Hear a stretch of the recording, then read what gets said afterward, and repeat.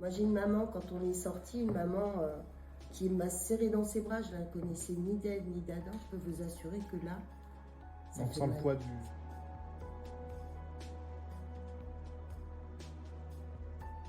On est resté 2 jours à le vivre.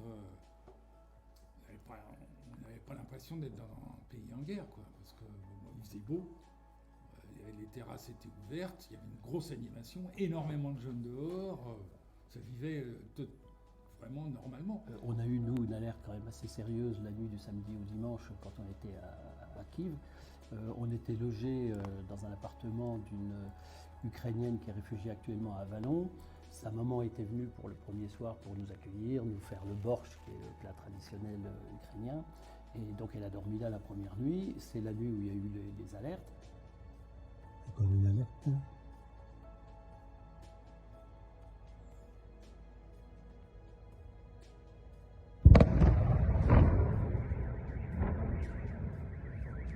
Nous, on est descendu, on a été se réfugier dans un couloir entre 2 murs porteurs, etc. pendant 5 heures.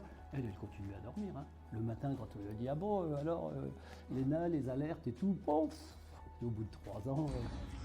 Voilà, ce matin, ça va être le jour de remise de nos ambulances aux pompiers ukrainiens qui sont venus nous chercher à leur hôtel. Et là, on a fait partir, entre guillemets, nos ambulances.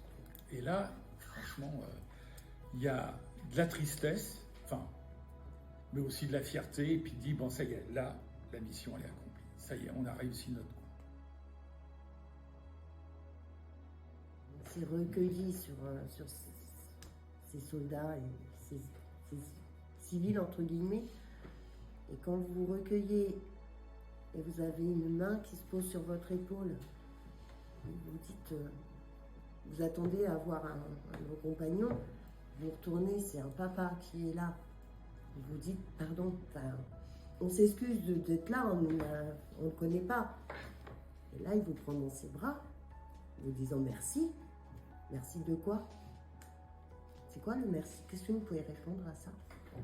J'ai pas pu répondre à ce monsieur. Je suis rentré, je me suis écroulé, littéralement écroulé. Je pense que ma fille, mon gendre ne m'ont jamais vu comme ça. Je pleurais. Enfin, moi, je suis toujours là-bas. J'y pense sans arrêt. C'est une chose qui vous marque à vie.